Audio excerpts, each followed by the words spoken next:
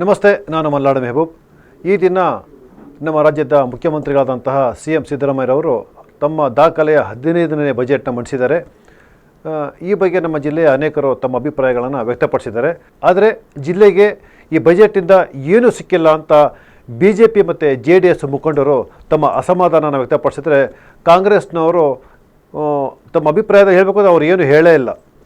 ನಾವು ಬಹಳ ಪ್ರಯತ್ನಪಟ್ಟು ನಾವು ಜಿಲ್ಲಾಧ್ಯಕ್ಷರಾದಂತಹ ಲಕ್ಷ್ಮಣ್ಣವ್ರಿಗೂ ಕೂಡ ಕಾಲ್ ಮಾಡಿದ್ವು, ಇದ್ರ ಬಗ್ಗೆ ಏನಂತೀರ ಅಂತೇಳಿ. ಅವರು ಕಾಲ್ ಪಿಕ್ ಮಾಡಿಲ್ಲ. ಮತ್ತು ಕೆಲವ್ರನ್ನ ಮಾತಾಡಿಸಿದಾಗ ಅವ್ರು ಏನು ಹೇಳಲೇ ಇಲ್ಲ, ಮಾತಾಡಿಸ್ಲೇ ಇಲ್ಲ, ನಾನು ನೋಡಿಲ್ಲ ಗಿಡಿಲ್ಲ ಅಂತೇಳಿ ಹೇಳಿದ್ರು.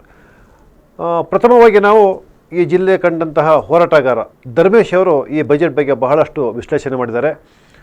ಇದೊಂಥರ ಚುನಾವಣೆ ಹಿನ್ನೆಲೆ ಇದ್ದಂತಹ ಒಂದು ಬಜೆಟ್ ಆಗಿದೆ. ಈ ಬಜೆಟ್ನಲ್ಲಿ ಏನು ನಿರೀಕ್ಷೆ ಮಾಡಿದ್ವೋ ಚುನಾವಣೆಗೆ ಸಂಬಂಧಪಟ್ಟಂತೆ ಆ ರೀತಿ ಕೊಟ್ಟಿದ್ದಾರೆ. ಆದರೆ ಜಿಲ್ಲೆಗೆ ಏನೂ ಕೂಡ ಕೊಡಲಿಲ್ಲ. ಜಿಲ್ಲೆಯಲ್ಲಿ ಬಹಳಷ್ಟು ಸಮಸ್ಯೆಗಳಿತ್ತು, ಬೆಳೆಗಾರರ ಸಮಸ್ಯೆಗಳಿತ್ತು, ಮತ್ತು ಬೇರೆ ಬೇರೆ ಸಮಸ್ಯೆ ಇತ್ತು. ಅದಕ್ಕೆ ಏನು ಕೊಟ್ಟಿಲ್ಲ ಅಂತ ಹೇಳ್ತಾರೆ. ಸರ್ ಧರ್ಮೇಶ್ ಅವರೇ ನಮಸ್ತೆ, ನಾನು ನಮಹಾಸನ ಟಿವಿಯಿಂದ ಮಲ್ನಾಡು ಮೆಹಬೂಬ್ ಮಾತಾಡ್ತಾ ಇದ್ದೀನಿ. ಈ ದಿನದ ಬಜೆಟ್ ಬಗ್ಗೆ ಹೆಂಗೆ ವಿಶ್ಲೇಷಣೆ ಮಾಡ್ತೀರಾ ಧರ್ಮೇಶ್ ಅವರೇ ತಾವು? ಈ ಬಜೆಟ್ ನಿರೀಕ್ಷೆಯಂತೆ ಒಂದು ಚುನಾವಣೆಯನ್ನ ದೃಷ್ಟಿ ಇಟ್ಕೊಂಡ್ರೆ ಬಜೆಟ್ ಅದರಲ್ಲೇನು ನಿರೀಕ್ಷಿತ ಅಂತೇನಿಲ್ಲ. ನಿರೀಕ್ಷೆ ಇತ್ತು, ಇದರಲ್ಲಿ ಕೆಲವು ಕೊಡುಗೆಗಳು, ಕೆಲವು ಜನಪ್ರಿಯ ಘೋಷಣೆಗಳು ಇರ್ತವೆ ಅನ್ನುವಂಥದ್ದು. ಅದ್ರ ಪ್ರಕಾರವಾಗಿ ಲೋಕಸಭಾ ಚುನಾವಣೆಯನ್ನ ದೃಷ್ಟಿ ಇಟ್ಕೊಂಡು ಸಿದ್ದರಾಮಯ್ಯನವರು ಬಜೆಟ್ ನ ಮಂಡಿಸಿದ್ದಾರೆ. ಅದರಲ್ಲಿ ಮುಖ್ಯವಾಗಿ ಅಂದ್ರೆ ಕೆಲವು ಪಾಸಿಟಿವ್ ಇರೋದು, ಆ ಪೌರ ಕಾರ್ಮಿಕರನ್ನ ಕಾಯಂ ಮಾಡ್ತೀವಿ ಅಂತ ಹೇಳಿರೋದು, ಮತ್ತೆ ಅಂಗನವಾಡಿ ನೌಕರರಿಗೆ ಗ್ರಾಚ್ಯುಟಿ ಕೊಡೋದಕ್ಕೆ ಇದ್ ಮಾಡ್ತೀವಿ ಅಂತ ಹೇಳಿರೋದು, ಕೆಲವು ಪಾಸಿಟಿವ್ ಅಂಶಗಳು ಇದಾವೆ. ಮುಖ್ಯವಾಗಿ ದೊಡ್ಡ ಸಮಸ್ಯೆ ಇರೋದು ಈ ಬಜೆಟ್ ನಲ್ಲಿ ಅಂತಂದ್ರೆ, ಇವತ್ತೇನು ಈಗ ಆರ್ಥಿಕ ಕೊರತೆ ಇದೆ, ಆರ್ಥಿಕ ಕೊರತೆಯನ್ನ ಸರಿದೂಗಿಸ್ಲಿಕ್ಕೆ ಏನು ಕ್ರಮ ತಗೋಬೇಕು ಅನ್ನೋದು ಬಜೆಟ್ ಲಿ ಸರಿಯಾದ ದಿಕ್ಕು ಕಾಣಿಸ್ತಾ ಇಲ್ಲ. ಒಂದು. ಎರಡನೇದು, ಜನರ ಆದಾಯವನ್ನು ಹೆಚ್ಚು ಮಾಡ್ಲಿಕ್ಕೆ ನಾವು ಬಹಳ ವರ್ಷಗಳಿಂದ ಕೇಳ್ತದೆ ಅದನ್ನೇ. ಈಗ ಗ್ಯಾರಂಟಿಗಳು ಕೊಡೋದು, ಅಕ್ಕಿ ಕೊಡೋದು, ಅಥವಾ ಇನ್ನೇನೋ ದುಡ್ಡು ಕೊಡೋದು, ಅದೆಲ್ಲವೂ ಕೂಡ ಚುನಾವಣೆಗಳಿಗೆ ಅವರಿಗೆ ಮತಗಳ ಗಳಿಕೆ ಮಾಡ್ಲಿಕ್ಕೆ ಬೇಕಾದಂತ ಘೋಷಣೆಗಳಾಗಿರ್ತವೆ. ಜನರ ಆದಾಯ ಹೆಚ್ಚು ಮಾಡ್ಲಿಕ್ಕೆ ಅಂದ್ರೆ ಅವರು ಕೆಲಸ ಮಾಡ್ತಕ್ಕ ರೈತರಾಗಿರ್ಲಿ, ಕಾರ್ಮಿಕರಾಗಿರ್ಲಿ, ಸಣ್ಣ ಪುಟ್ಟ ವ್ಯಾಪಾರಿಗಳಾಗಿರ್ಲಿ, ಅವರ ದುಡಿಮೆಗೆ ತಕ್ಕಂತೆ ಅವರಿಗೆ ಆದಾಯ ಬರ್ತಕ್ಕಂಥದಕ್ಕೆ ಖಾತ್ರಿ ಮಾಡತಕ್ಕಂಥದಕ್ಕೆ ಯಾವುದೇ ಕ್ರಮಗಳು ಇರಲಿಲ್ಲ. ಮತ್ತೆ ಬೆಲೆ ಏರಿಕೆ ಹೆಚ್ಚಾಗಿದೆ, ಅದು ನಿಯಂತ್ರಣ ಮಾಡಲಿಕ್ಕೂ ಯಾವುದೇ ಕ್ರಮಗಳು ಕಾಣಿಸ್ತಾ ಇಲ್ಲ. ಮತ್ತಷ್ಟು ಬೆಲೆ ಏರಿಕೆ ಜಾಸ್ತಿ ಆಗೋ ಚಾನ್ಸಸ್ ಇದೆ. ಮತ್ತೆ ಉದ್ಯೋಗ ಸೃಷ್ಟಿ ಬಗ್ಗೆ ಹೆಚ್ಚು ಗಮನ ಇಲ್ಲ. ಇನ್ನೊಂದು ಆತಂಕಕಾರಿ, ಗ್ರಾಮ ಪಂಚಾಯತಿ ಮಟ್ಟಗಳಲ್ಲಿ ಸಂಪನ್ಮೂಲ ಹೆಚ್ಚು ಮಾಡ್ಲಿಕ್ಕೆ ಅಸೆಟ್ಸ್ ನ ಮಾನಿಟೈಸ್ ಮಾಡ್ತೀವಿ ಅಂತ ಹೇಳಿ. ಅಂದ್ರೆ ಈಗ ಕೇಂದ್ರ ಸರ್ಕಾರ ಹೆಂಗೆ ನ್ಯಾಷನಲ್ ಮಾನಿಟೈಸೇಷನ್ ಪಾಲಿಸಿ ಅಂತ ತಂದಿದೆ, ಅದೇ ತರ ಇವರು ಕೂಡ ಗ್ರಾಮ ಪಂಚಾಯತಿ ಮಟ್ಟದಲ್ಲಿ ಅಸೆಟ್ಸ್ ಗಳನ್ನ ಮಾನಿಟೈಸ್ ಮಾಡ್ತೀವಿ ಅಂತಾನೆ ಹೇಳ್ತಾರೆ. ಅದು ಎಷ್ಟು ಮಟ್ಟಿಗೆ ಸರಿ ಅನ್ನೋದು ಇನ್ನೂ ಚರ್ಚೆ ಮಾಡ್ತಿದ್ರೆ. ಆಸ್ತಿ ಸ್ವತ್ತುಗಳನ್ನ ಖಾಸಗಿಯವರಿಗೆ ಮಾನಿಟೈಸ್ ಮಾಡೋದು ಬಹಳ ಅಪಾಯಕಾರಿ ಕೆಲಸ ಅದು. ಸೊ ಅದು ಸರಿಯಾದಲ್ಲ ನನ್ನ ಅಭಿಪ್ರಾಯ. ಮತ್ತೆ ಅದನ್ನ ಸರ್ಕಾರ ಕೂಡಲೇ ಕೈ ಬಿಡ್ಬೇಕಾಗತ್ತೆ. ಇನ್ನೊಂದು, ಈಗ BJPಯವರು, ಸಂಘ ಪರಿವಾರದವರು, ಬಲಪಂಥೀಯರು ಏನೋ ಹೊಸ ಹೊಸ ವಿಷಯಗಳನ್ನ ಹುಟ್ಟಾಕ್ತಾ ಇರ್ತಾರೆ, ಹುಟ್ಟಾಕಿ ಅದನ್ನ ರಾಜಕೀಯ ಬಳಸ್ಕೊಳ್ತಾ ಇರ್ತಾರೆ. ಅದನ್ನ ಇವರು ಕೂಡ ಅದಕ್ಕೆ ಪುಷ್ಟೀಕರಿಸೋ ತರ ಅದ್ಯಾವುದೋ ಹನುಮ ಸ್ಥಳ ಅಂತ ಅಂದ್ಬಿಟ್ಟು ಅಂಜನಾದ್ರಿಗೆ ಎಷ್ಟು ಕೋಟಿ ಕೊಡ್ತೀವಿ, ಅದನ್ನ ಅಭಿವೃದ್ಧಿ ಪಡಿಸ್ತೀವಿ ಅಂತ ಅಂದ್ರೆ ಏನ್ ತೋರಿಸುತ್ತಿದ್ದು? ಅವ್ರು ಹೇಳ್ತಾರೋ ಸತ್ಯ ಅಂತ ಇವ್ರು ಒಪ್ಕೊಂಡಂಗೆ ಆಗುತ್ತೆ. ಈಗ ಹಿಂದೆ ರಾಮ ಮಂದಿರ, ಬಾಬರಿ ಮಸೀದಿ ವಿಷಯದಲ್ಲಿ ಹೆಂಗೆ ಕಾಂಗ್ರೆಸ್ ಸರ್ಕಾರ ನಡ್ಕೊಳ್ತೋ, ಇವರು ಕೂಡ ಈಗ ಇಲ್ಲಿ ಅಂಜನಾದ್ರಿ ಬೆಟ್ಟದಲ್ಲಿ ಅವರು ಏನೋ ಒಂದು ಇಲ್ಲಿ ಹನುಮ ಹುಟ್ಟಿದಾನೆ ಅಂತ ಅಂದ್ಬಿಟ್ಟು ಧಾರ್ಮಿಕ ಇದಾಗಿ ಅದನ್ನ ಶ್ರದ್ಧಾ ಕೇಂದ್ರವಾಗಿ ಮಾಡ್ಲಿಕ್ಕೆ, ಅದನ್ನ ಭಾವನಾತ್ಮಕ ರಾಜಕೀಯ ಬಳಸ್ಕೊಳ್ಳಿ ಪ್ರಯತ್ನ ಪಡ್ತಾರೆ. ಸಿದ್ದರಾಮಯ್ಯ ಸರ್ಕಾರ ಅದಕ್ಕೆ ದುಡ್ಡು ಕೊಟ್ಟು ಅದು ಅಭಿವೃದ್ಧಿ ಮಾಡ್ತೀವಿ ಅಂತ ಹೇಳ್ತಾರೆ. ಅದ್ರ ಏನ್ ತೋರಿಸುತ್ತೆ ಅಂತ ಅಂದ್ರೆ, ಅವರ ಆಟಕ್ಕೆ ಇವರು ಒತ್ತು ಕೊಟ್ಟು ಅದನ್ನ ಮುಂದಕ್ಕೆ ಹೋಗಂಗ್ ಕಾಣುತ್ತೆ. ಇದೊಂಥರ ಹೆಂಗೆ ಅಂತ ಅಂದ್ರೆ, ಚುನಾವಣೆಯ ದೃಷ್ಟಿ ಇಟ್ಕೊಂಡು ಮತಗಳನ್ನ ಹೆಚ್ಚೆಚ್ಚು ಪಡ್ಕೊಳಕ್ಕೆ ಎಷ್ಟು ಬೇಕು ಅಷ್ಟೇ ಮಾಡೋದು ಬಿಟ್ರೆ, ನಿಜವಾದ ರಾಜ್ಯದ ಸಮಸ್ಯೆಯನ್ನು, ರಾಜ್ಯದ ಜನರ ಸಮಸ್ಯೆಯನ್ನು, ಜನರು ಉದ್ಯೋಗ ಸೃಷ್ಟಿ ಮಾಡೋದು ಹೇಗೆ, ಮೂಲಭೂತ ಸೌಕರ್ಯಗಳನ್ನ ಹೆಚ್ಚು ಮಾಡುವ ಹೇಗೆ, ಅದರ ಬಗ್ಗೆ ಈ ಬಜೆಟ್ ನಲ್ಲಿ ಯಾವುದೇ ತರದ ಘೋಷಣೆಗಳು ಕಾಣಿಸ್ತಾ ಇಲ್ಲ. ಹಾಗಾಗಿ ಚುನಾವಣೆ ಬೇಕಾದಂತ ಮೇಲ್ಮಟ್ಟದ ಸರ್ಕಾರ ಅಷ್ಟೇ ಕಾಣುತ್ತೆ. ಇದರಲ್ಲಿ ರಾಜ್ಯದ ಜನರಿಗೆ ಖಂಡಿತ ಯಾವ ಉಪಯೋಗನೂ ಈ ಬಜೆಟ್ ಇಂದ ಇಲ್ಲ. ಮತ್ತೆ ಜಿಲ್ಲೆಗೆ ಸಂಬಂಧಪಟ್ಟಂಗೆ ಸರ್, ಜಿಲ್ಲೆಗೆ ಸಂಬಂಧಪಟ್ಟಂಗೂ ಏನಂತ ಬೆಳವಣಿಗೆ ಕಾಣಿಸ್ತಾ ಇಲ್ಲ ಸರ್. ಏನು ಜಿಲ್ಲೆಗೆ ಸಾಕಷ್ಟು ಪ್ರಶ್ನೆಗಳಿತ್ತು. ಜಿಲ್ಲೆದು ಈಗ ಕಾಫಿ ಬೆಳೆಗಾರರ ಸಮಸ್ಯೆ ಇರ್ಬೋದು, ಆನೆ ಕಾರಿಡಾರ್ನ ಪ್ರಶ್ನೆಗಳಿರ್ಬೋದು,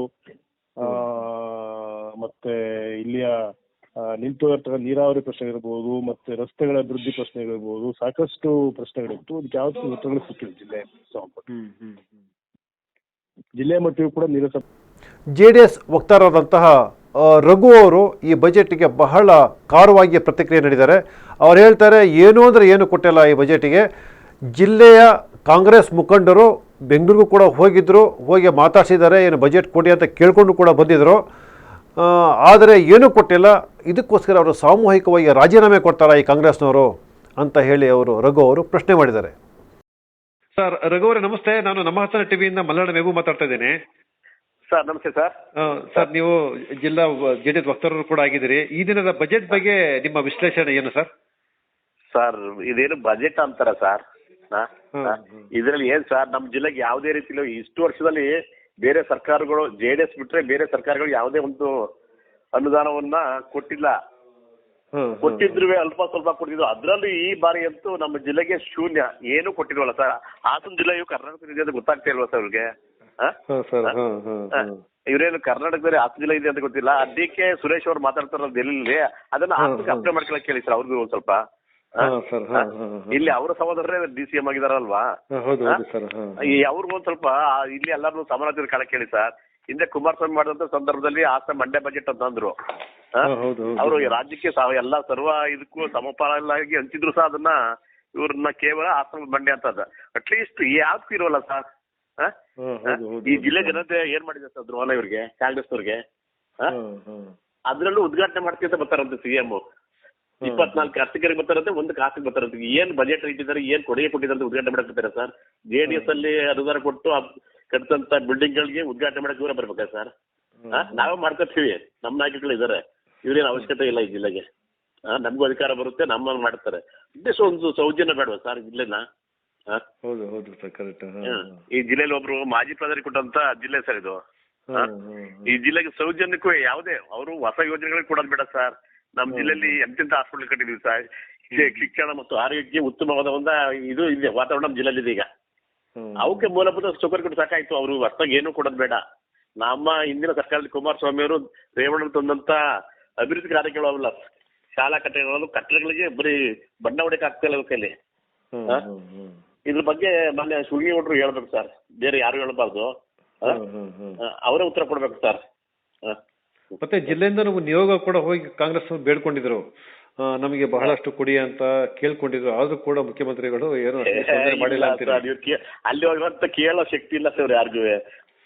ಸುಮ್ಮನೆ ಹೋಗಿ ಫೋಟೋ ಹಾಕ್ತಾರೆ ಬಿಟ್ರೆ. ಇವತ್ತು ಕೊಡ್ಲಿ ನೋಡಿ, ಸಾಮೂಹಿಕ ರಾಜೀನಾಮೆ ಕೊಡ್ತಾರೆ ಕೇಳಿ.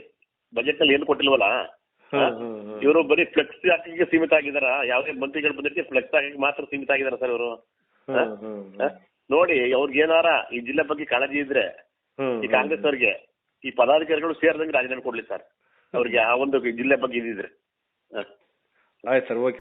BJPಯ ಹಿರಿಯ ಮುಖಂಡರಾದಂತಹ ಜಯಮಾರುತಿ ದೇವರಾಜರವರು ಇದನ್ನ ಒಂಥರ ಬೊಗಳೆ ಬಜೆಟ್ ಇದು ಹಳೆ ಕಾಪಿ ಇದೆಯಲ್ಲ, ಅದನ್ನು ಮತ್ತೆ ಓದಿದ್ದಾರೆ. ಸಿದ್ದರಾಮಯ್ಯನವರು ಹೊಸತನದ್ದು ಏನೂ ಇಲ್ಲ ಅಂತ ಹೇಳಿ ಅವರು ಕೂಡ ಖಾರವಾಗಿ ಪ್ರತಿಕ್ರಿಯೆ ನೀಡಿದ್ದಾರೆ. ಸರ್ ನಮಸ್ತೆ. ನಮಸ್ಕಾರ ಸರ್, ನಾನು ನಮ್ಮ ಹಾಸನ ಟಿವಿಯಿಂದ ಮಲ್ಲಾಡ ಮೆಹಬೂಬ್ ಮಾತಾಡ್ತಾ ಇದ್ದೀನಿ ಸರ್. ನಮಸ್ಕಾರ ಸರ್. ನಮಸ್ಕಾರ ಸರ್, ಇವತ್ತಿನ ಏನು ಕಾಂಗ್ರೆಸ್ ರಾಜ್ಯ ಸರ್ಕಾರ ಬಜೆಟ್ ಮಂಡನೆ ಮಾಡಿದೆ, ಇದ್ರ ಬಗ್ಗೆ ನೀವು BJPಯ ಒಬ್ಬ ರಾಜ್ಯ ಸಮಿತಿ ಸದಸ್ಯರಾಗಿದ್ದಂಥವ್ರು, ರೈತರ ಪರವಾಗಿದ್ದಂಥವ್ರು, ಬಹಳಷ್ಟು ಕೆಲಸ ಮಾಡುವಂತ ಹಿರಿಯರು ನೀವು ಸರ್, ಯಾವ ರೀತಿ ವಿಶ್ಲೇಷಣೆ ಮಾಡ್ತೀರಾ ಸರ್ ಈ ಬಜೆಟ್ ಬಗ್ಗೆ?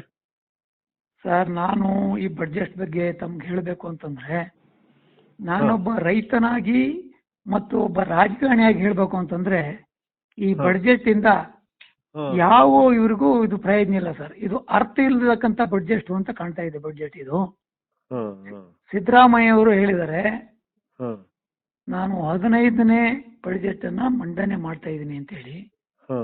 ಬರೀ ಅಂಕಿ ಅಂಶಕ್ಕೆ 15ನೇ ಬಜೆಟ್ ಅಂತ ಹೇಳಿದ್ರೆ ಸಾಲದು ಸರ್. ಅಂಕಿ ಅಂಶ ಕಡಿಮೆ ಆದ್ರೂ ಅದು ಅರ್ಥಪೂರ್ವಕವಾಗಿರ್ತಕ್ಕಂಥ ಬಜೆಟ್ ಆಗಬೇಕು. ಈ ಬಜೆಟ್ ಇಂದ ಇದು ಕಳೆದ ವರ್ಷಲೂ ಇದೇ ರೀತಿ, ಅದಕ್ಕಿಂತ ಮೊದಲು ಇದೇ ರೀತಿ ಇವ್ರದ್ದು ಹೇಳ್ಕಂತಕ್ಕಂಥ ಇದೆಲ್ಲ ಈ ಬಡ್ಜೆಟ್ ಡೋಂಗಿ ಬಡ್ಜೆಟ್ ಅಂತ ಕಾಣ್ತಾ ಇದೆ ಸರ್. ಯಾಕೆಂತಂದ್ರೆ ಗ್ಯಾರಂಟಿಗೆ ಹೇಳಿ ಹೇಳಿ ಜನಗಳನ್ನ ಮರಳು ಮಾಡ್ದಂಗೆ ಈ ಬಡ್ಜೆಟ್ ಅಲ್ಲೂ ಕೂಡ ಸಿದ್ದರಾಮಯ್ಯನವರು 15ನೇ ಬಡ್ಜೆಟ್ ಮಂಡನೆ ಮಾಡ್ತಾ ಇದ್ದಾರೆ ಅಂತ ಹೇಳ್ತಿದ್ದಾರೆ. ಈ ಬಡ್ಜೆಟ್ ಇಂದ ಯಾರಿಗೂ ಸರ್ ಇದು ಒಳ್ಳೇದಿಲ್ಲ. ಅದ್ರಲ್ಲಂತೂ ನಮ್ಮ ಜಿಲ್ಲೆಗೆ ಸರ್ ನಮ್ಮ ಹಾಸನ ಜಿಲ್ಲೆಗೆ ತಾವು ಅವ್ರ ಬಡ್ಜೆಟ್ ಅನ್ನ ತಾವು ಮಾಧ್ಯಮ ಮಿತ್ರರು ತಾವು ಓದಿರ್ಬೋದು. ಏನೂ ಸರ್ ನಮ್ಮ ಹಾಸನ ಜಿಲ್ಲೆಗೆ ಬಡ್ಜೆಟ್ ಇಂದ ಪ್ರಯೋಜನ ಕಾಣ್ತಾ ಇಲ್ಲ ಸರ್. ನಾನೊಬ್ಬ ಬಿಜೆಪಿಯವನಾಗಿ ತಮ್ಗೆ ಹೇಳ್ತಾ ಇಲ್ಲ, ನಾನೊಬ್ಬ ಸಾಮಾನ್ಯ ಹಾಸನ ಜಿಲ್ಲೆ ಜನನಾಗಿ ಹೇಳ್ತಾ ಇದ್ದೀನಿ. ಈ ಬಡ್ಜೆಟ್ ಇಂದ ಹಾಸನ ಜಿಲ್ಲೆಗೆ ಸರ್ ಶೂನ್ಯ. ಇದು ಪೊಳ್ಳು ಬಡ್ಜೆಟ್ ಸರ್ ಇದು. ಓಕೆ ಓಕೆ ಓಕೆ ಜಮರ್ದೇವ್ರ. ಇಲ್ಲಿ ಮುಖ್ಯವಾಗಿ ಪ್ರತಿಕ್ರಿಯೆ ನೀಡಿರೋರು ನಮ್ಮ ಜಿಲ್ಲೆಯ ಹಿರಿಯ JDS ಮುಖಂಡರು ಆದಂತಹ ಮಾಜಿ ಸಚಿವರು ಆದಂತಹ ರೇವಣ್ಣನವರು. ಅವರು ಈ ಬಜೆಟ್ ಒಳಗಡೆ ಏನು ಎಲ್ಲ ಈ ಬೇರೆ ಬೇರೆ ಯೋಜನೆಗಳಿಗೋಸ್ಕರ ಬಡವರಿಗೆ ಬರೆ ಹಾಕಿದ್ದಾರೆ ಅಂತ ತುಂಬ ಖಾರವಾಗಿ ಟೀಕೆ ಮಾಡಿದ್ದಾರೆ.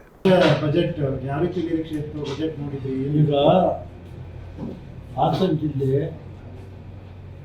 ರಾಜ್ಯದಲ್ಲಿ ಇವತ್ತು ಪ್ರವಾಸೋದ್ಯಮಕ್ಕೆ ಒಂದು ಜಿಲ್ಲೆ ಆಗಿದೆ.